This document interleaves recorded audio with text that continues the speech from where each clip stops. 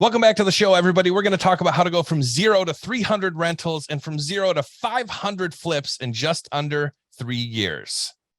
Welcome to Real Estate Investing Secrets. We're all looking for freedom and the opportunity to live better, more fulfilling lives.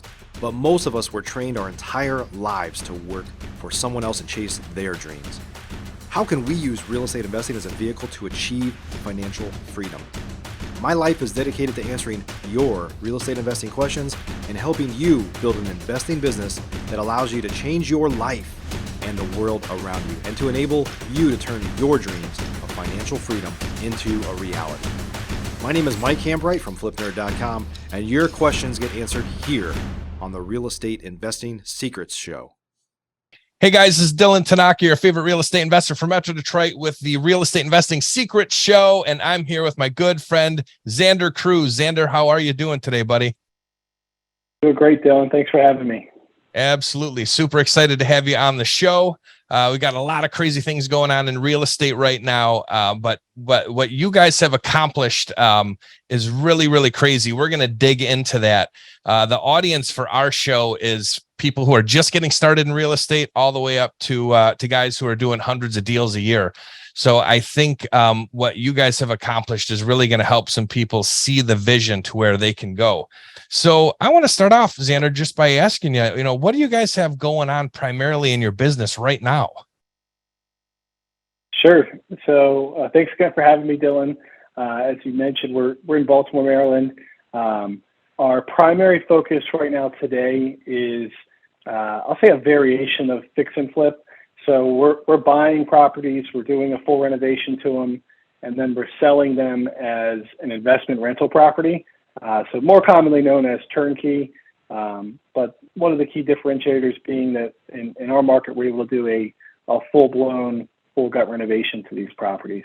So our goal for this year is to deliver just over 200 of these properties. Honestly, I think we're going to fall a little bit short of the goal and be in the 180 to 190 range. But all things considered, of course, it's still a great number. So yeah, that's the high-level summary of what we're up to.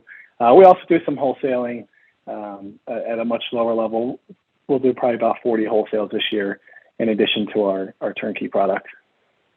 Yeah, those are amazing numbers. And for those of you guys and girls who are listening and watching the show, we're talking to somebody today who looks at completing 40 wholesales per year as not a primary part of their business and kind of something that just happens as they're going through the motions of buying properties, fixing them, flipping them, and then keeping them also. So Xander, let's dig into you. How did you get started in real estate? Sure. So Baltimore born and raised. I mean, I always point out what's behind me on the wall, our beloved Lamar, big football fan, by the way.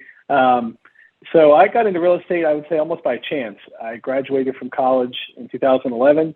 I actually have a criminology degree. Not a lot of people know that. And I came home. I had no job and needed to find a job. And my parents happened to be getting ready to sell their house. So they had a local broker come out who met with them. And while she was there, she said, "Hey, are you looking for some work?" And I said, "As a matter of fact, I am."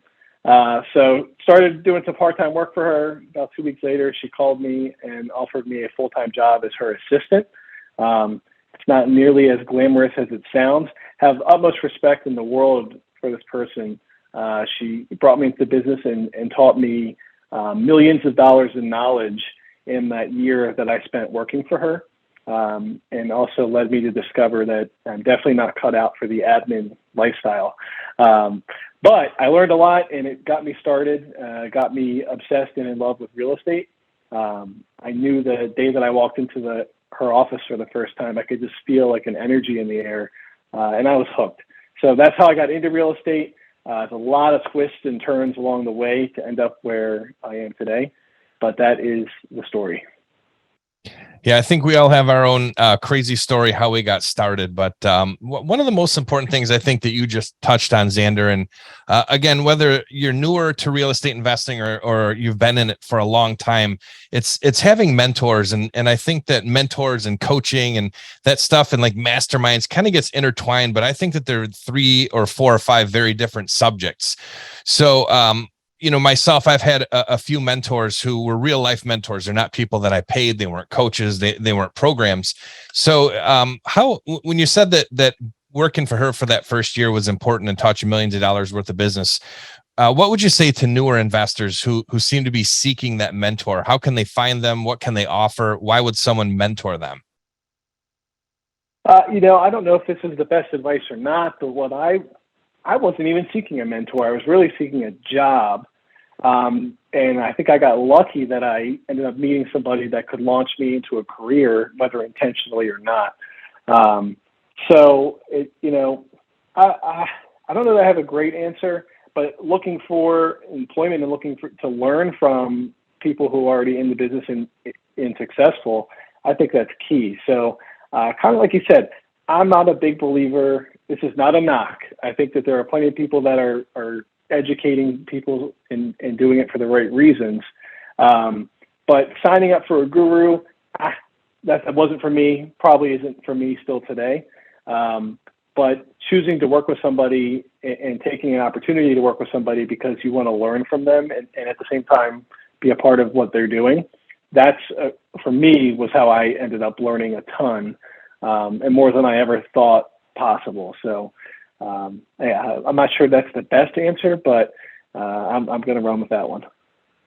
No, I think that's a good answer. You said you've been in real estate since 2012, right? And we've seen some twists and turns. And so how important are relationships to your business? You guys talk about fixing and flipping 500 houses in 3 years and building a 300 property rental portfolio.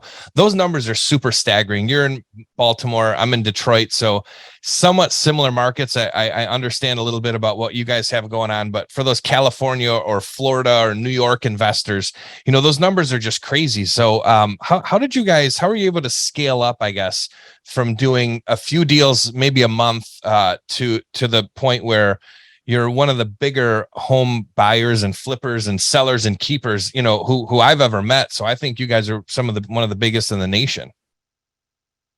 Yeah. To the original point of relationships, you can't even describe how important it is. For us, integrity is one of our core values. And I was relatively young. I am, all things considered, probably still relatively young today, but I was really young starting out in the business. So I quickly learned that if I was going to prove myself, I better know my stuff and I better stick to my word. And that's not just like not telling a lie. That's if I told an agent or a client or whatever the case was that I'm going to do this, or I'm going to send you an email tomorrow, or I'm going to call you back, just the simple stuff, you have to do it. It starts that small. Because in our market, it's really not a big market. We call it Small-to-more because it has a small town kind of feel at times. It's really not that small. The metro, I think, is 2.3 million people or something, but small compared to New York City, but it's not that small. But in the space that we're in real estate and real estate investing, everybody knows each other and everybody knows the main players. And you're damn sure that everybody knows the people that don't keep their word or burn bridges or back out of deals. So we always started with that core belief in the beginning. Like, if we say we're going to do something, we're going to do it. If we sign that contract and say we're closing on the house, we're going to freaking close on time no matter what. We're not going to let that seller down. We're not going to let the realtor down. And people know that when they do a deal with CR, we're going to hold up our end of the bargain. And it goes a really long way.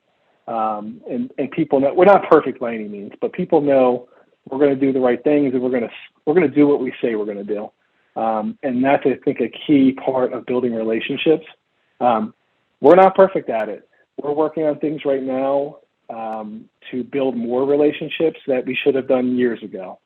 So we could be more proactive, should have been more proactive, and we're going to be. But the existing relationships, I think we've done a darn good job at it, and it's crucial to success. It's probably crucial to success in life, not just business, but it's really important in real estate because at the end of the day, and I think every local market probably has that small group of people that are involved. and they get to know each other, and if somebody's shaky or not. And people prefer to do business with people that aren't shaky. Yeah, no, absolutely. I think Detroit or the Metro, I think we're pushing 6 million, which I didn't know that we were that much bigger than you guys, but still, we're still small compared to some of the other markets. And I'm not saying I know everybody, but I know guys in your market before I ever met you guys. So the world of real estate investing, especially for successful or supposedly successful investors, is very tiny. So if you guys aren't performing, and not to say that some guy in Detroit's going to know, but those reverberations, I mean, they kind of go a lot further and faster than you think. And, you talked about core beliefs, Xander. I think that when we start out in real estate investing, a lot of us, we start out just as solopreneurs, right? We're writing our own letters. Sure. We're like driving for dollars. We're skip tracing by hand. So for those newer people, touch a little bit more on the core values that you guys have and how important they are. Yeah. So as we scaled, first and foremost, we had to identify them. And when we first went through the exercise, and by the time we finished it, we were like, yeah, I mean, we kind of have been operating by those core values. We just weren't intentional about it, and it wasn't plastered on our wall or when you walk into the office. But it's how you operate, it's how you hire, it's how you fire. It's ultimately how you hold people accountable. So whether you're managing a contractor on your first flip, or whether you're managing 20 employees, you have to, at some point along the way, identify and then hold these core values. So for us, it's integrity, community, passion, and empowerment. And it's not in any particular order, but I can definitely tell you that integrity and community are like the base of everything that we do. Again, we're going to keep our word. And we've identified a bigger mission that is improving our community. Because again, we're local. My partner are both Baltimore born and raised. The majority of our family and friends are here.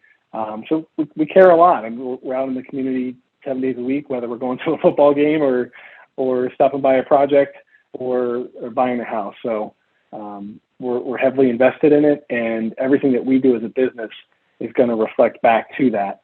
So kind of similar to finding your why.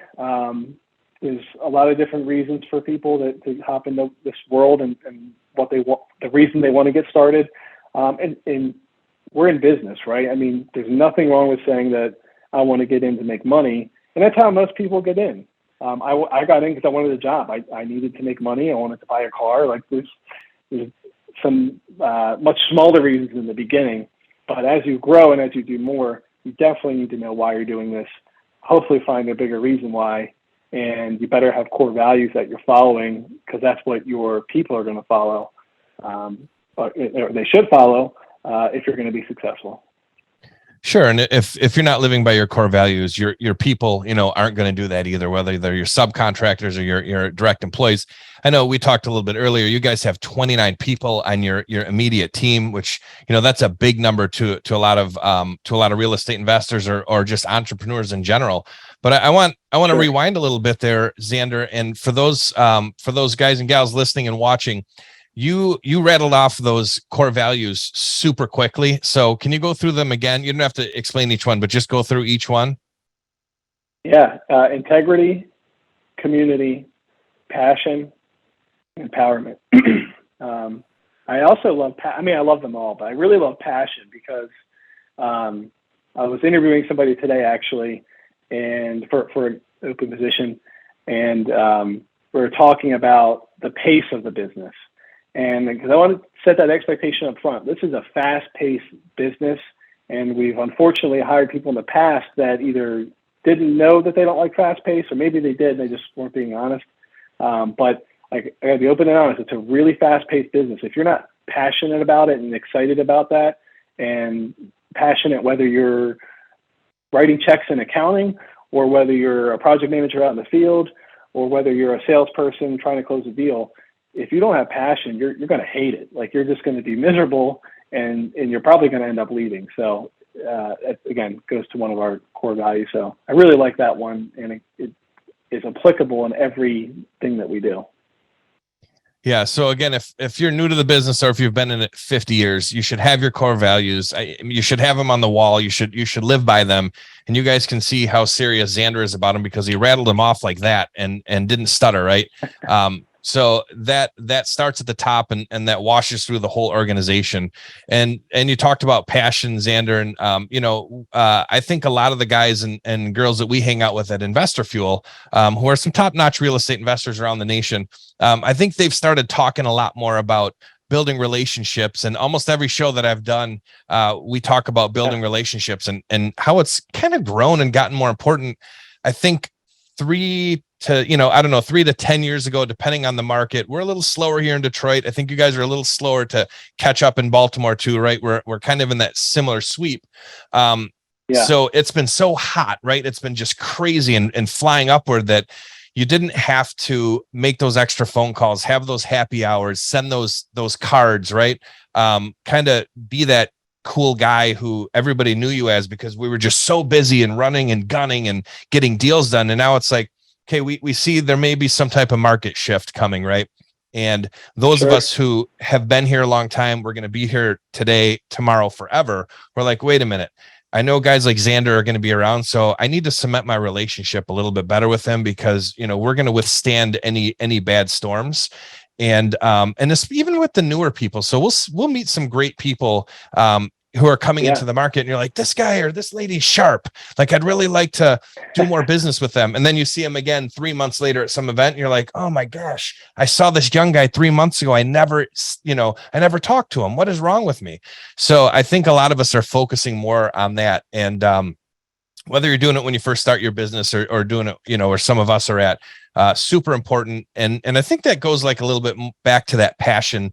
If you love what you do, I love real estate investing. I can't help it. I love building relationships. I love hanging out with people, and talking business. It's hard to love the Lions, as you know, so I can't love the Lions. You guys can love the Ravens. But going back to your passion, what's something, why don't you give us something that's happened in the last 30, 60, 90 days in your business that you're super excited about that isn't necessarily like a huge home run payday? Oh, that's a great question. And wanted to beat the horse one more time on relationships. The best not the Lions, thankfully. I thought you were coming at me with that one. But a relationship, especially a referral, that kind of deal, the marketing cost is zero. And look at it, having a massive marketing budget like a lot of big companies do. Again, we made this mistake. For years, we didn't focus enough, spent a ton of money on marketing, and we still got referral deals. But if we had been intentional about it, who knows? We could have had double the amount of referral deals. So it's beyond important. And again, it's free. It just takes effort. So, anyway. So your question again was something from the past 2 or 3 months that we're really excited about in the business. Hard to pick one, and it's ironic timing because I'm not sure when this show will go live, but there's certainly today in the past couple of weeks a lot of doom and gloom in the Facebook groups and in the news, and the Fed's raising the rates again, and who knows what's going to happen, right? But I'll say this. And I think this is true, again, in business. We can't control anything that's happening in the world. There's very limited things we can control. So one of the messages I tried to drive home to our team just last month, we have a town hall every month. And I said this, and we've been talking about, this kind of storm that's coming for most of the year. What can we control? Like, let's literally go through the list. And some of the things were our professionalism, our responsiveness, the way we handle situations, the quality of our renovations, certain aspects of pricing. Like, can't control the price of lumber, but we can control how much we're paying a contractor to frame a room. So things like that. So being hyper aware of these things and controlling what we can control. And we've had some really hard conversations in the past couple of months. So what I'm excited about is our people haven't blinked. They're rallying. They understand it. They're aware of where we're going. They get the big picture. somebody in property management understands how what they're doing impacts construction and vice versa. And I think that, number one, we've done a really good job, so pat ourselves on the back a little, of preparing people and making them aware and not hiding from bad news, but embracing it and treating it as opportunity. And then two, I think we're just fortunate. And again, some of it was intentional, but we just have a really good group of people that are passionate and they want to do the right things, and they're there for the right reasons. And that's why I'm more than confident that whatever storm we're kind of sailing through right now, we're going to sail right through it and be here on the other side, looking back. And I think we'll even be better for it. So, I'm excited about the doom and gloom because I think we have the right people in place and they're doing the right things.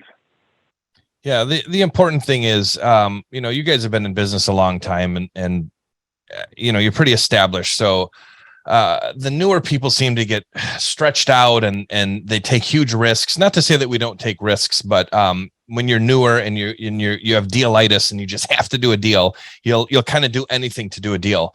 So sometimes when you have a correction like this and the tide goes out, you see who is wearing a bathing suit and who's not, and you have to be prepared. And there's always a storm coming. If you look at the business cycle, and if we had a whiteboard up and got really nerdy, which isn't going to get us any more viewers or listeners, but we could see that every so often this is going to happen. And it doesn't mean that there's going to be a severe crash, but there's just corrections coming. But you have to be nimble. Something that I've spoken to all my different coaching students and at my groups about for years is staying nimble. And a lot of the people are like, I don't know what you mean. And I tell them, you got to be on your toes. And like, I wasn't like a super jock or anything, Xander, but I was pretty decent at a couple different sports. Right. So it's like, if you're on your toes, you can go a lot of different directions. But if you're leaning back or if you're bloated and bulky, like there's not a lot of ways to go. So I try to teach some of these newer real estate investors and even some of the old dogs, like you have to have different strategies. And again, you guys are pretty established. So you've got some buyers probably that have been in place for years and bought dozens or maybe even hundreds of properties from you guys. But newer people don't have that. So they need to know how to shift from one acquisition strategy to the next, marketing strategies, disposition strategies. And I think, again, this crazy market that's just been going up and up and up has made people weak. So, when you're on the floor getting choked out, that's when you learn how to, wiggle out of it and keep breathing and kind of move on to the next, to the next round. Sure. So you talked about your town hall.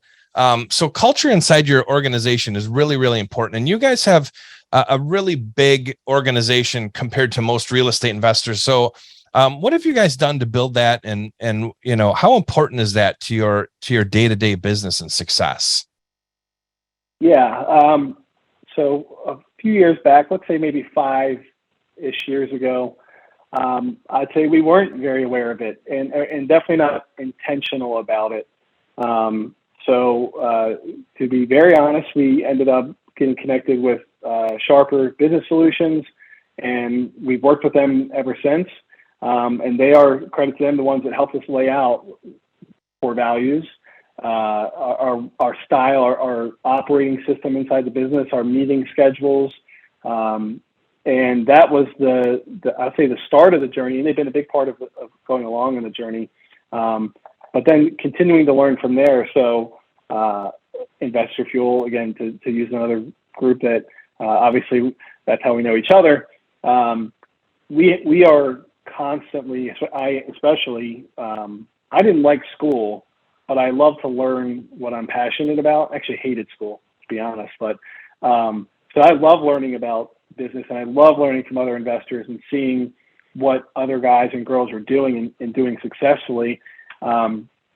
Because it's in real estate investing, it's a big enough world that we can copy and paste things and not have to start from the ground up or from scratch every time. So I think that's really important and been a key part of building our culture and our way of doing things, is because other people have helped us and shown us things we could do better. And I always try to return that favor to anybody. Or of course pay for a service. I mean, sometimes business is business. So, But as we learn more and as we learned how incredibly important it is, number one, we realized that unfortunately at times throughout the business, and I don't think anybody's ever going to be perfect at this, especially as you grow, but we've realized sometimes we have the wrong people. They don't align with our values, or maybe they're a good person, but they're just not in the right position. That happens too. So by being really intentional and focused on these things, it's allowed us to build out and allowed our team members to build, because it's not just us dictating the culture, but the team has grown and meshed into an organization that is professional, can and will have fun at the right times, but really focused on the goals and growing, and then having that deeper impact I talked about earlier. I'd say 95% of the people in our business right now, at least 95%, really do care about the community, and they know that their job has tangible impacts. And not only that, they have the opportunities because of their job to do community events or volunteer events and get out there and know that, we're not just doing it to check a box. We care. I'm out there, whether it's picking up trash or handing out food or walking dogs. We do a lot of different stuff. We just went to an Orioles game with a nonprofit that works with children that need guardians from the state, all kinds of stuff. And they know that we're not just doing it to do it. We really do it because we care, and we have the ability to have an impact in a lot of different ways. So that's all part of building a culture. And there's probably somebody listening right now that's like, dude, I'm just trying to do, my first couple flips. I can't even think about building a company culture. But again, awareness is part of it. And the second that it's no longer a solo, what do you call it? A solopreneur? Yeah. The second you're no longer a solopreneur, it matters. The second you have that first person working with you, it matters. It's arguably like raising a child. Like that child's watching you and they're absorbing what you're doing, and you're effectively conditioning them with the way that you're behaving and what you're saying and your actions. So I think it all ties together in the way that we run our businesses and the way we treat people and all that fun stuff. Yeah, that was really a great answer. You kind of stole the answer to my next question, but just to back up a little bit, I've been involved in a nonprofit for over a decade where I mentor high school kids, specifically through a nonprofit, and there's a whole program that we follow. And when I first started, I didn't know what I was getting into, and it ended up being literally the whole school year for an hour a week. I can make an hour a week work, right? But when I looked at that commitment initially, I was like, holy moly. To date, I've probably had about 100 kids, because sometimes you'd have like 2 sets of kids per year or whatever. I still talk to some of these guys. Some of them are like 30 years old now. They're getting married. They're having kids. And people after a few years, guys like you would be like, man, Dylan, you're still doing that thing, right? I'm like, Xander, I don't have a choice. Like an hour a day, call it 2 hours a week, because you got to drive there, right? It was pretty close to my office, but it was Sure. like, what I got from that was huge, and the impact it made on other people, which there's not the people who I was truly impacting, but my contemporaries, friends, people I meet at title companies or whatever. They'd be like, wow, that's really great. And I was just blown away by the way they would look at me. And I'm like, almost in my head, like, doesn't everybody do this? I come from a pretty good family, very lucky, like good parents. And I'm like, we would take in all the strays and they could have dinner with us at, when I was a high school kid and Right. somebody didn't have parents at home. So I kind of thought that's how everybody should be, but it's surprising when I talk to new guys, it's one of the first things I say, going back to culture. And I have a question for you about people ready to make their first hire.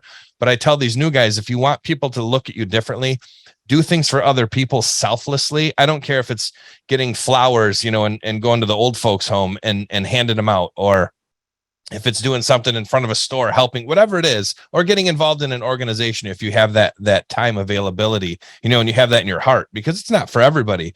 But the impact that makes on other people, it's just a side benefit, but there's nothing better for me than when I get a Facebook message, because these kids are all young, right? They're like young enough to be my kids now.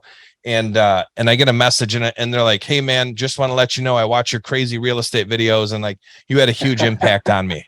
And I'm like, oh my gosh, like I'm not tearing up. I'm more like, yeah, because at 18, they can't Huge. say that to you. They're just like, they're tough. They're like, they're feeling their testosterone. Yeah. And I always have like male students. So, a lot of them were football players and baseball players, whatever. So you hear that and it makes you feel good.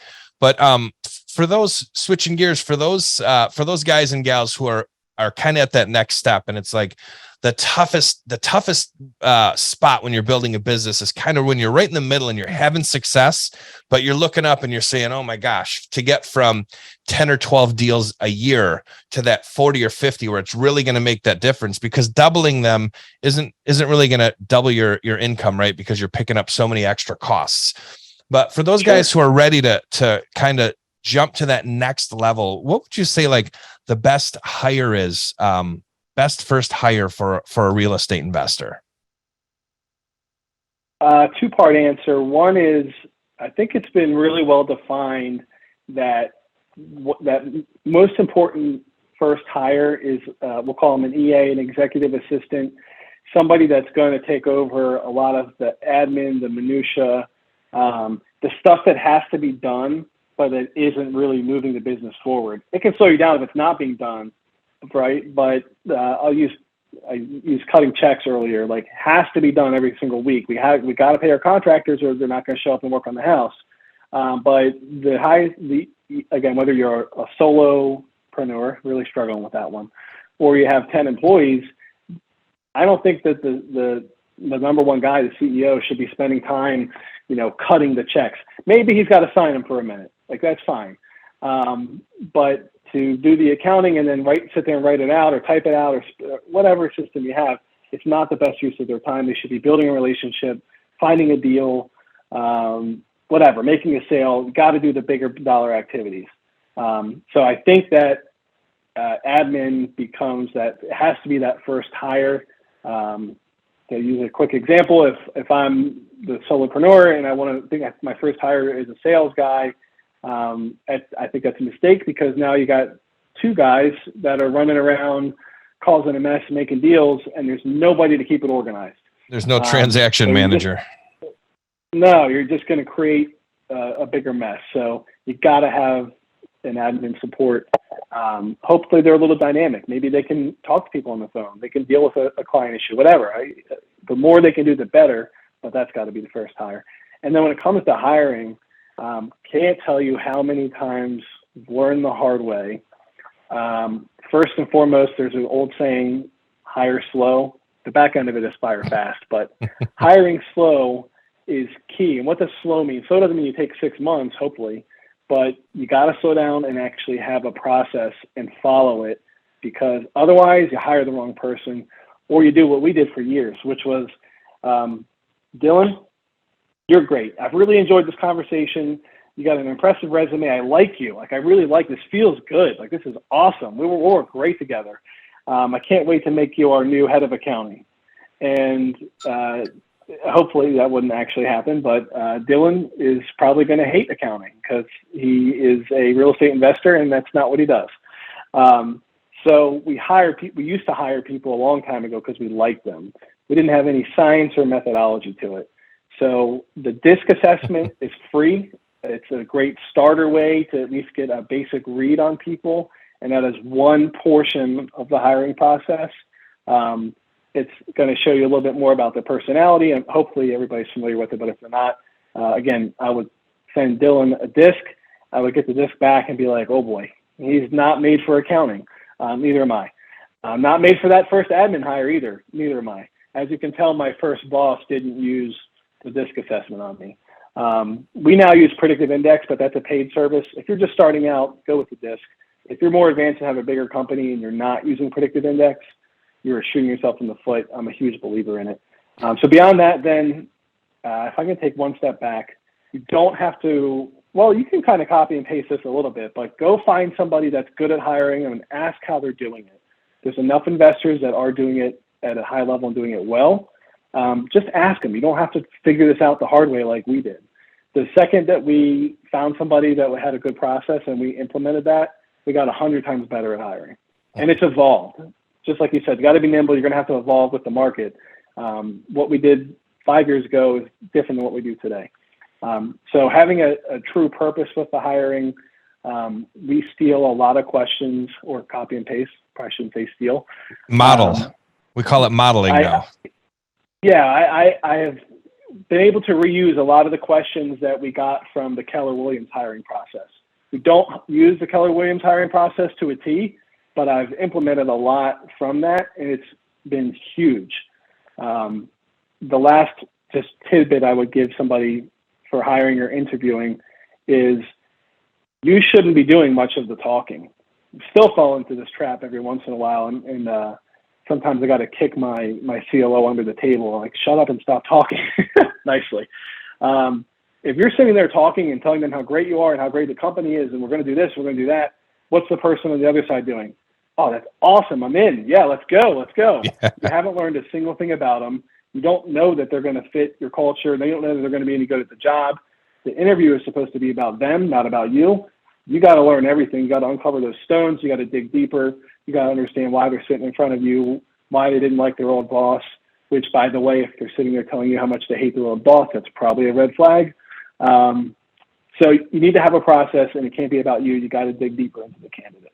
So that's that's super great advice. Up hiring, it will hurt a lot. So don't ask me how I know.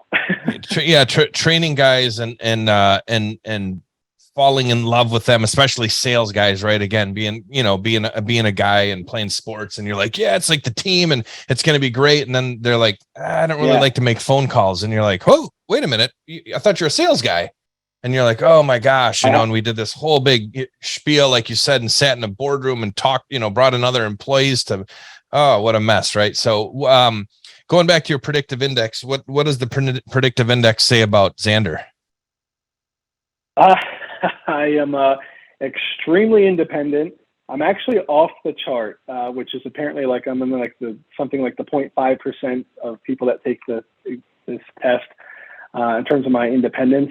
Oh my gosh, I'm stuttering now. I don't know this as well, my core values, but I know it.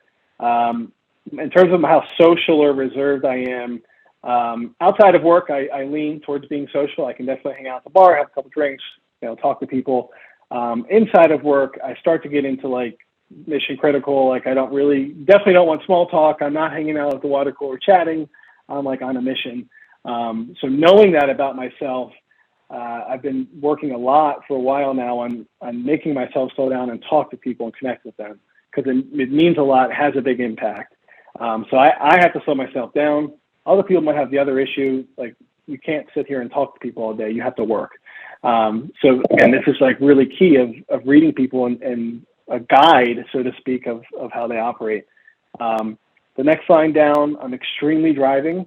I want results. I want to do a good job. I want to succeed. I want to steer the ship.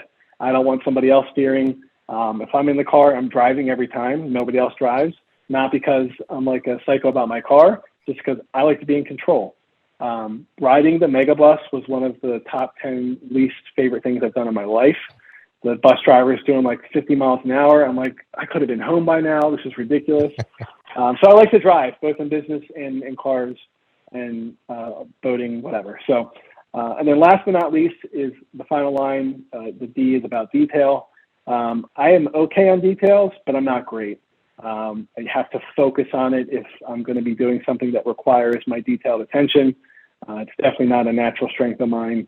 Whereas other people have extremely high D and they're great at details. Those are your admin people. That's absolutely the position where they should be. If you put somebody with a really high D in a sales position, they're not going to like it. They're not going to do well. They're going to be miserable, actually. So again, that guide has been key. A key part, not the key part, but a key part, getting people in the right seat and putting people in a position to succeed, which is good for them and it's good for you. Yeah, I can't agree more. So if you guys are listening and watching, pay attention to what Xander says about this part. And then when you're interviewing someone, literally the hardest thing for me to do is to not talk. Almost the hardest thing, right? So when I'm interviewing Xander, I want to throw him a really good a really good question and let him run with it, because I can't run with my own questions, or you guys don't want to listen to me talking the whole time. We want to listen to Xander. But yeah, the predictive index or using DISC, we'll have links to both of those in the show notes below. Super important to use that stuff. And, like you said, I'm similar to where you are. I don't think I'm in that 0.5 percentile, that in that top caliber there, but I am a terrible admin unless it's 4:30 or 5 a.m. in the morning, and I'm the best admin I'll ever have. Right. And then about Really? 6:30, well, because nobody's bugging me and like there's something really important I have to get done. There's no distractions. No. And as soon as there's a distraction, like I need to be talking to Xander about deals or money. I do not want to do paperwork. I don't want to fax. I mean, not really fax anymore, or scan or do any of that baloney, right? I want to be like, how can we do more deals together? What are you working on? Who do you know that I need to know? Vice versa. What can I do for you? And I think that's just traits of a kind of a natural entrepreneur, right? Absolutely. Agreed. So what is next for CR in the next 12 months, let's say? The next 12 months. Well, again, I'll be extremely honest with you, as promised. When we've been in a phase like this before, and actually had a lot of conversations about this, because when when that wave comes down a little bit, right? When that wave of momentum that we were all riding for the past 2 years-ish, I'm dating back to COVID is where I'm going. When COVID first hit, it was temporarily, but it was no longer, we were not planning things based on where we're going to be in 12 months. We have our 12-month goals and we have our 2-year and 5-year vision. Absolutely important to have those. But when it becomes a really unsettled time, I think it's important to start looking at things literally by 30, 60, 90 days.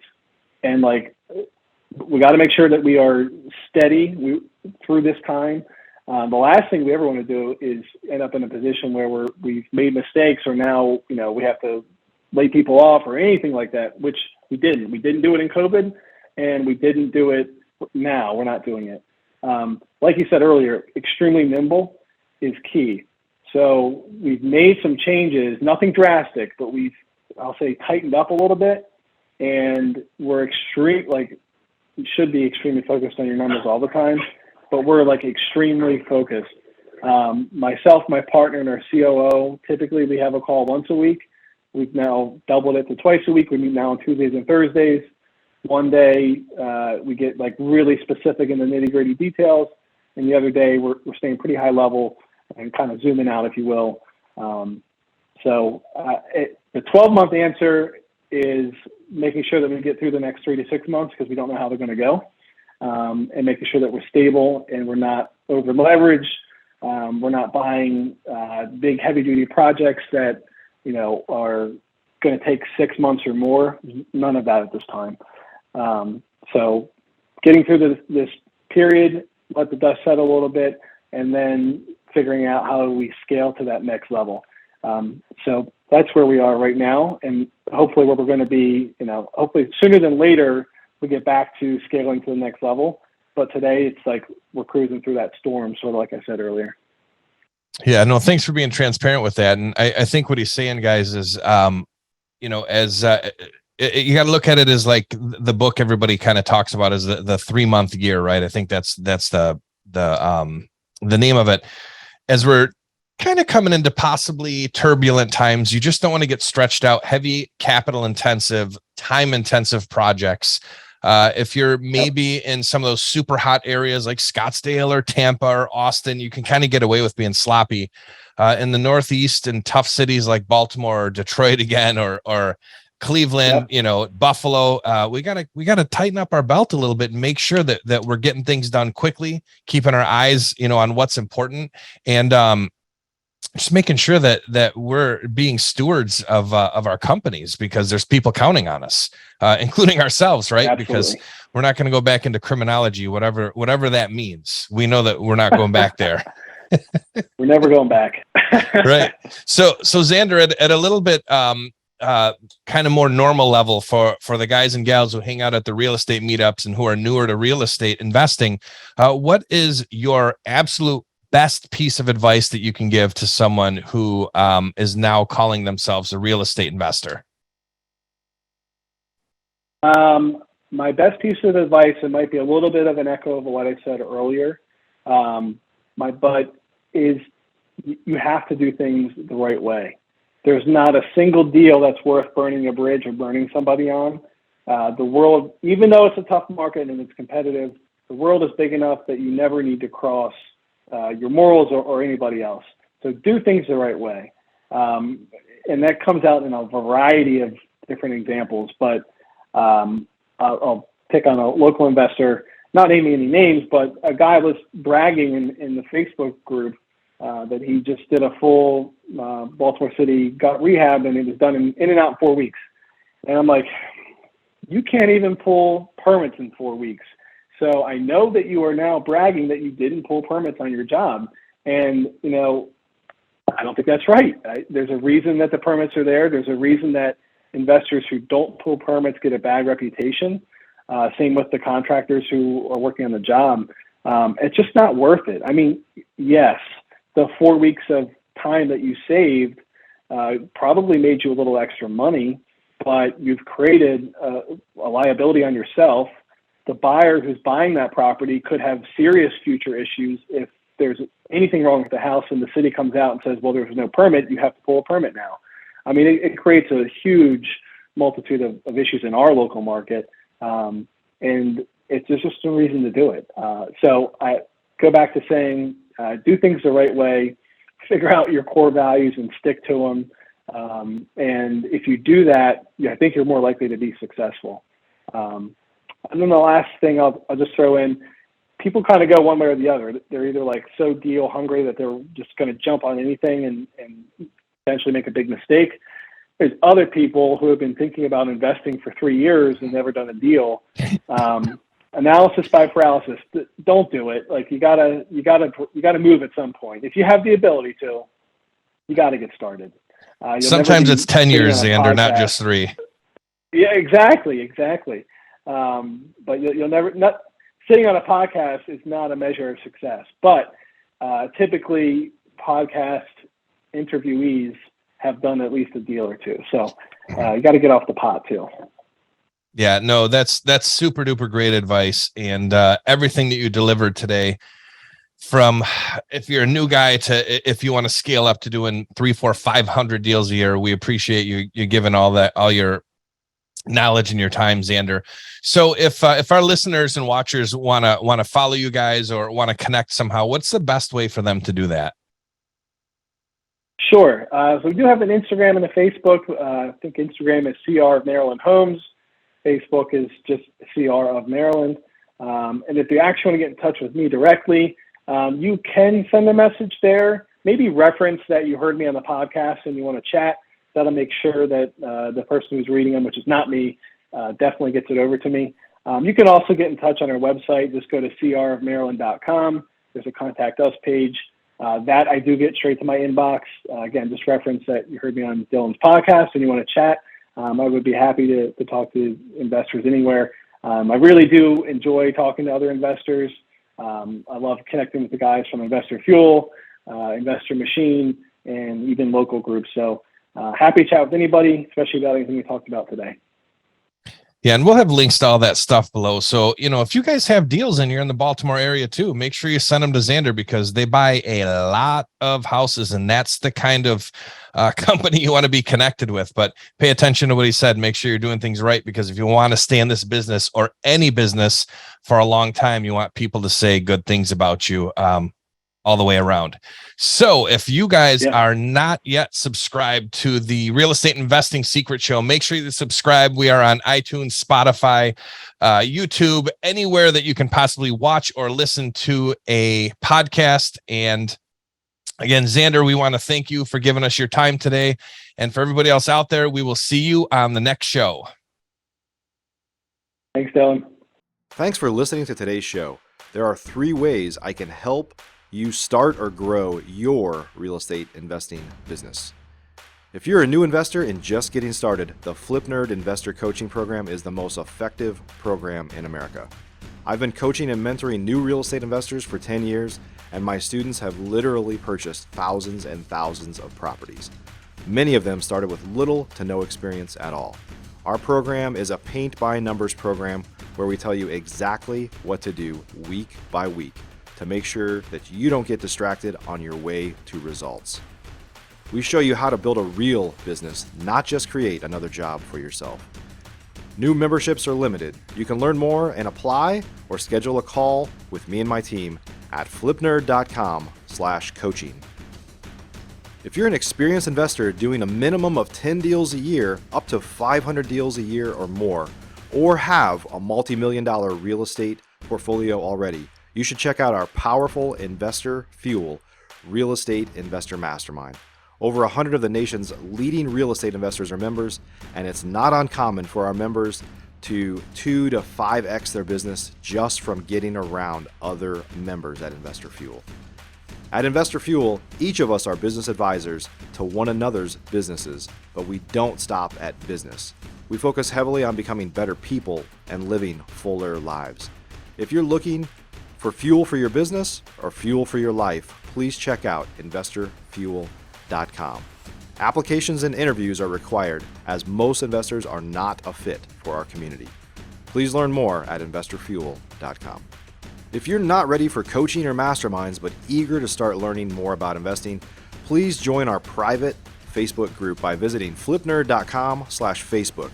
New members get access to free training from us right here at flipnerd.com, and it's a community to safely ask your questions, a great place to get started. Simply go to flipnerd.com/Facebook to request your access today.